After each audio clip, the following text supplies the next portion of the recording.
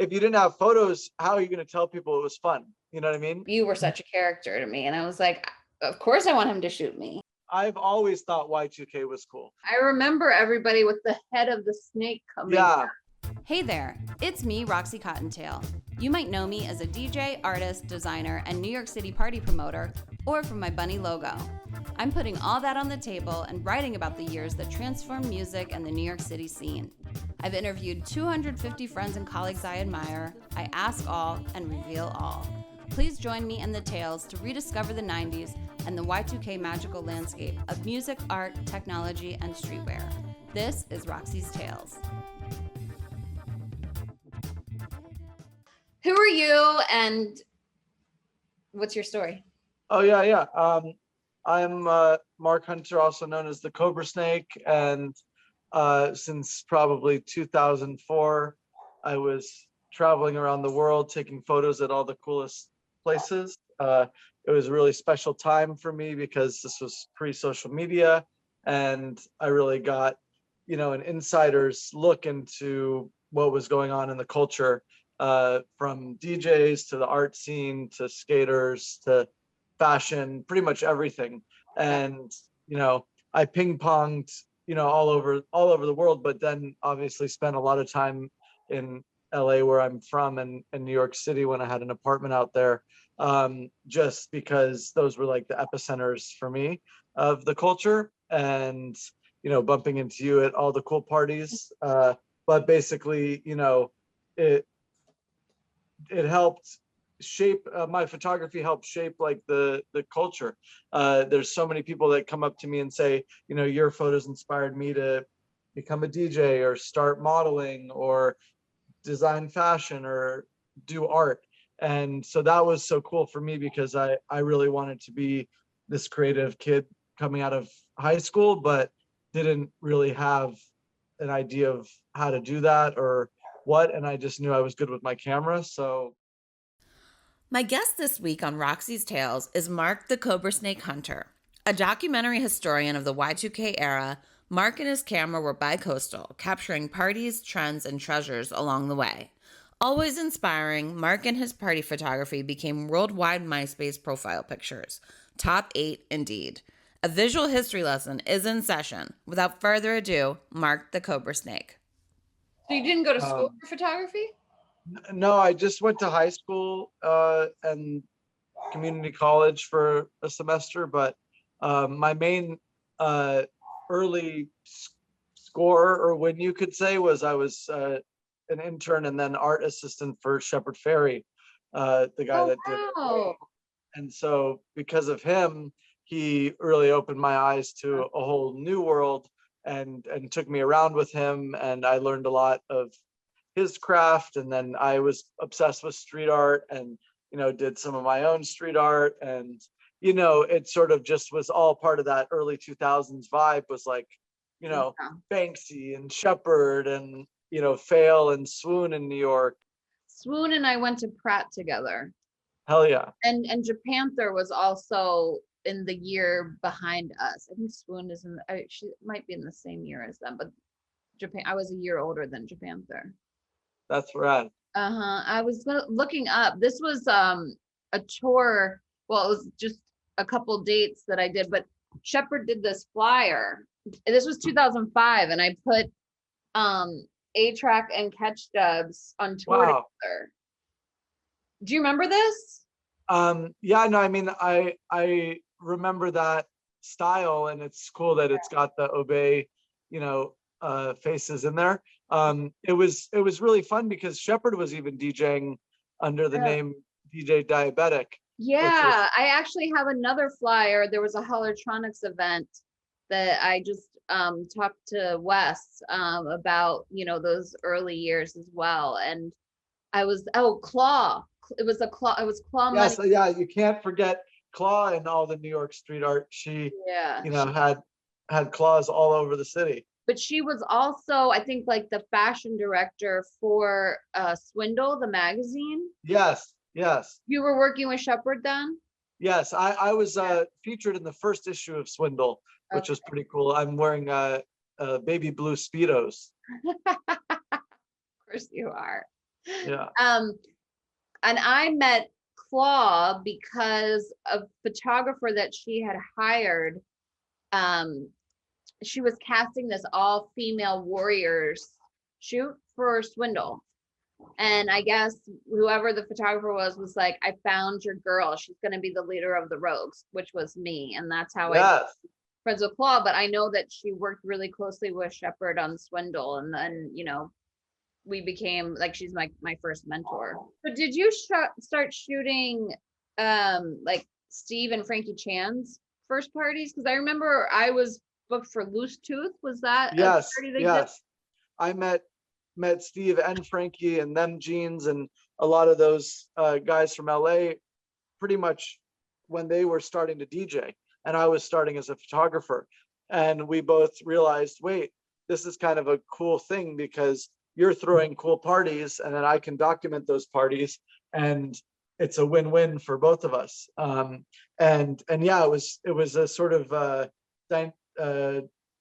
Three Musketeers, or what you would say is, you know, we would travel, and Steve also, you know, had this he had a really smart drive and business head where he's like, these photos are what are going to help paint my career and my picture.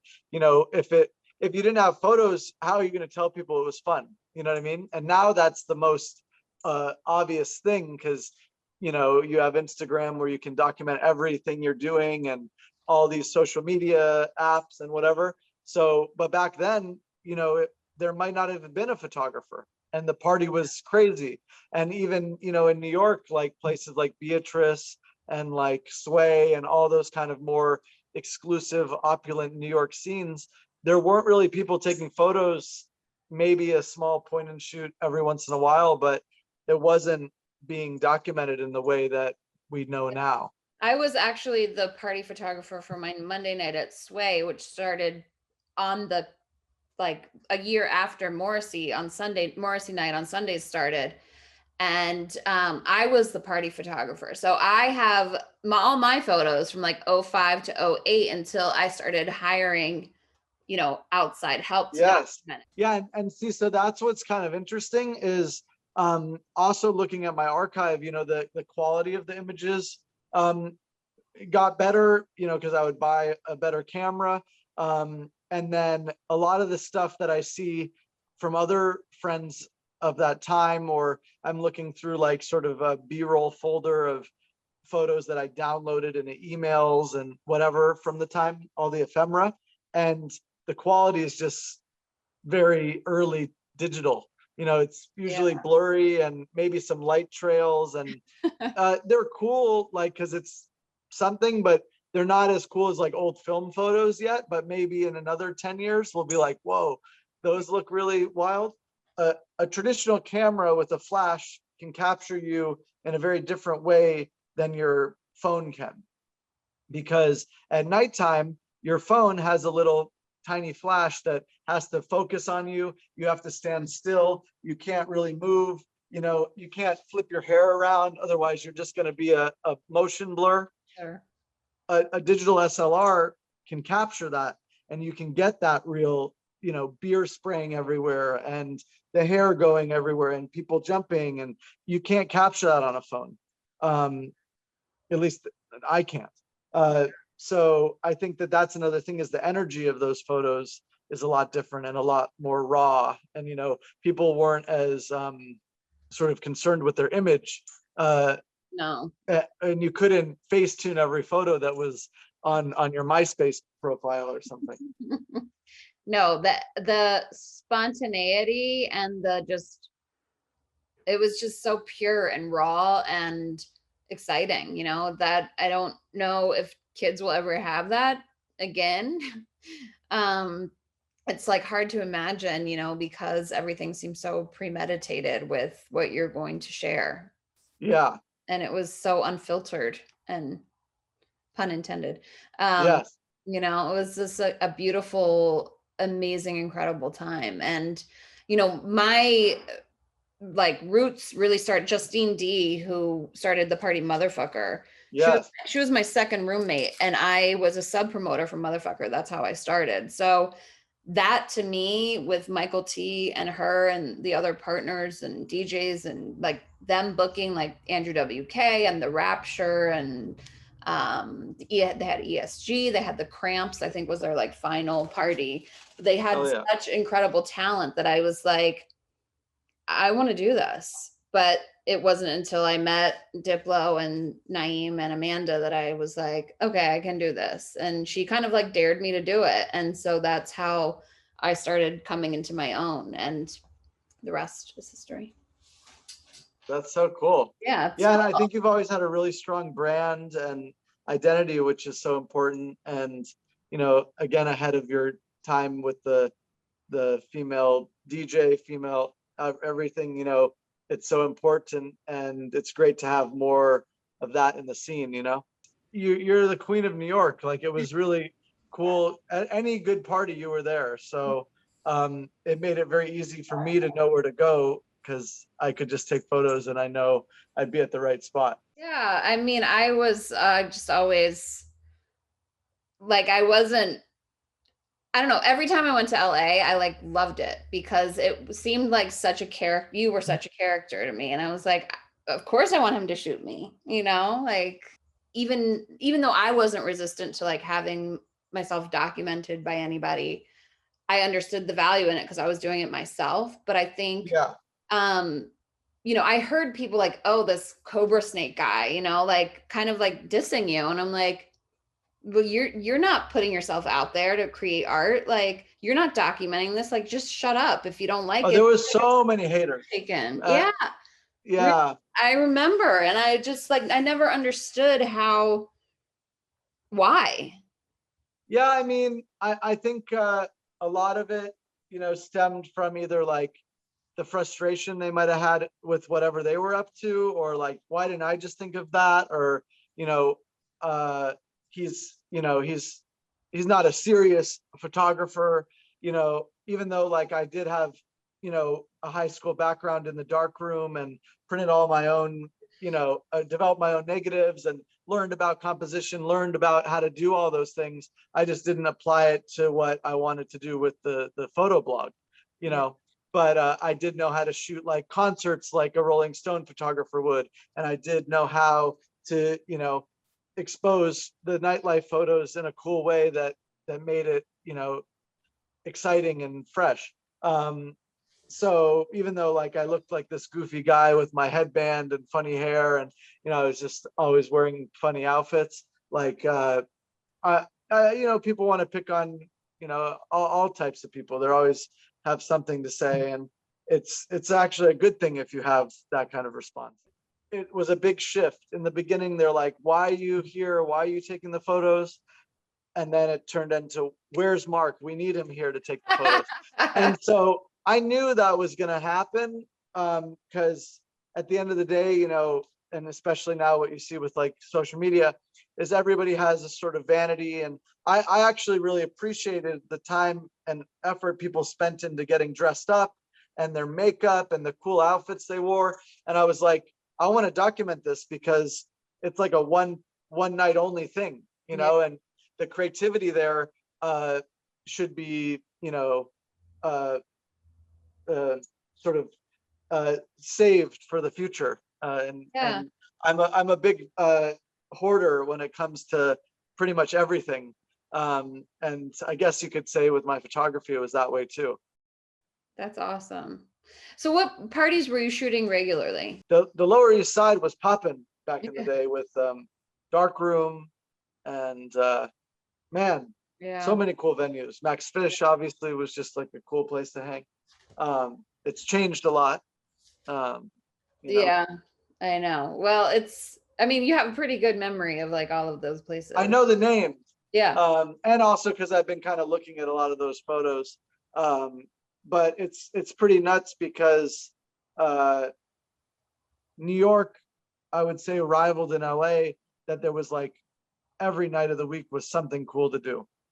LA was more like Thursday, Friday, Saturday, maybe Tuesday, you know, or like Sundays. It went in waves.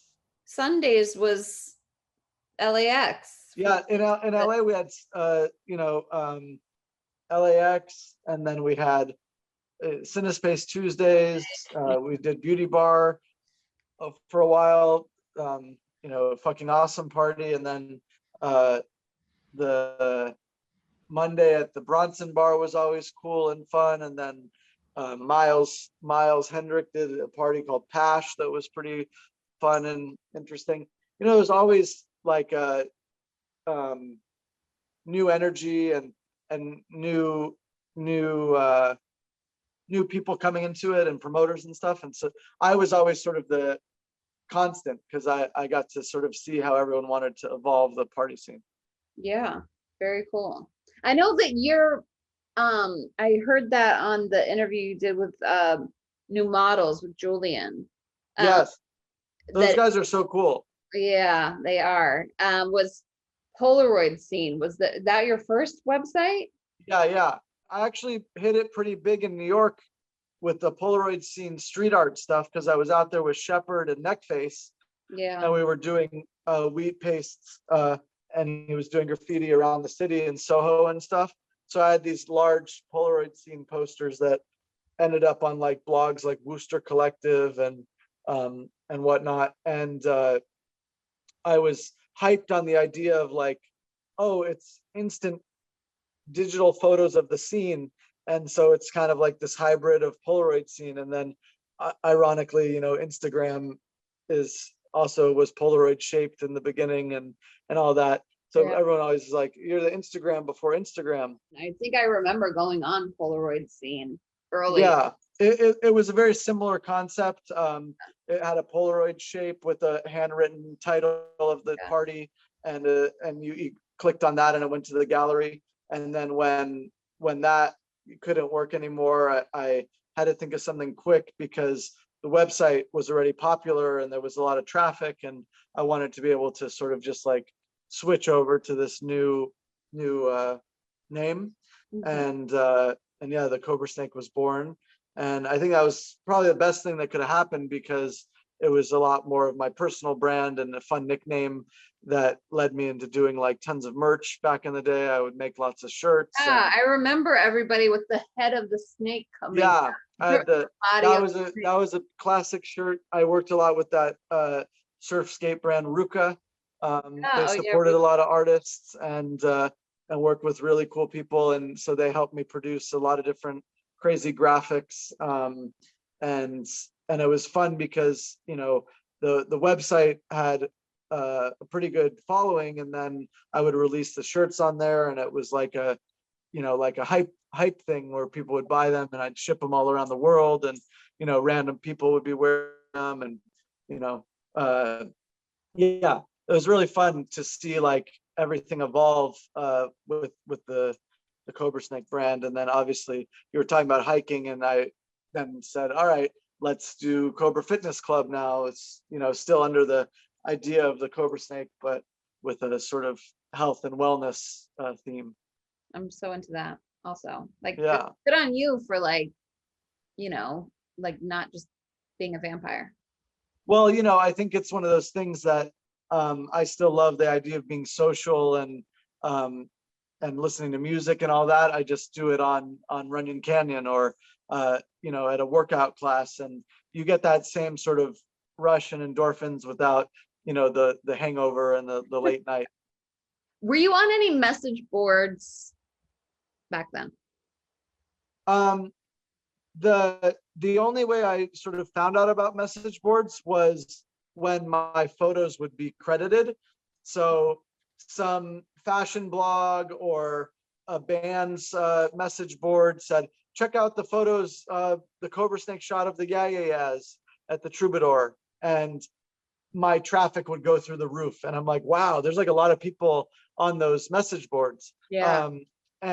Or some very early stuff like that, where there would be like fashion inspo pages and all that sort of like curated photography, where they would go through like a lot of the Cobrasnake party photos and make galleries. Yeah, but you didn't post anywhere. Like the holler board was really, really big. No, I wasn't up on that. Looking back, I wish I sort of embraced more of the other platforms, just because you see that there's so much more exposure and relevance there. Yeah, I'm part of what I've been diving into since I started these interviews is like all of the Holler Board was a place where like all of these DJs from all over the country could tour off of just their contacts on the message board. And so, you know, there was a party in Dallas called The Party. There was Pop Life in Miami. There was Tax Low in Baltimore. There was Heartthrob in Boston. And there was all of the events in LA. Did you shoot anywhere else besides New York and LA? I mean, I know I was definitely in Miami for some of that stuff. Obviously during like the events like Art Basel and Winter Music Conference and yeah, you did South by too, right? South by and Sundance and Yeah. You know, Lollapalooza in Chicago, like all the major festivals, Bonnaroo, I went to many festival to shoot. And then yeah, all the local parties of the towns, you know, there'd always be an after party somewhere or, you know, a house party. House parties were really popping. Yeah, they were. How do you think all of that has impacted now? You documenting all of that time period? In my many enterprises, I have the Cobra Shop, which was a fine purveyor of vintage clothing and accessories. So over the years, I've been selling, because I've always thought Y2K was cool. So Yeah. I've been selling Y2K when it wasn't cool in the late 2000s and you know, 2015. And the funny thing is, yeah, it's all coming back even harder. It's hard to see, but I'm wearing like a Ed Hardy Oh yeah. with rhinestones all over it. Wow. Look at And I have a that. Chrome Hearts hat, which is making a big comeback. But so fashion definitely is making waves. I think, you know, many of the early DJs of the 2000s are now having residencies in Vegas and other mega crazy opportunities. And so I think that's really cool to see. Yeah. And a lot of them are still the same cool kids that they were from 20 years ago. I was shooting an event last night and, you know, some young kids came up to me saying, I followed now they follow my Instagram like for many years, but they didn't even know about the website, you know, because it didn't exist. But they're still fans of my photography and are inspired, and like that's exactly what I want. You know, I want people to think that they can go out and achieve whatever they want and their dreams and make everything come true for themselves. And the beauty of all of this social media stuff is it's, you know, it brought us back together. I haven't seen you in many years, so it's very cool. You know, and the Zoom world is now amazing because at any moment we can be connected. Thank you. Yeah, it's really good to see you, and You too. stay well, and we'll talk soon. All right, cool. Thank you. Bye. Bye bye. Thanks for hopping by. That's it for this week. Don't forget to subscribe, like, share, comment, and stalk. Bounce, little kitty.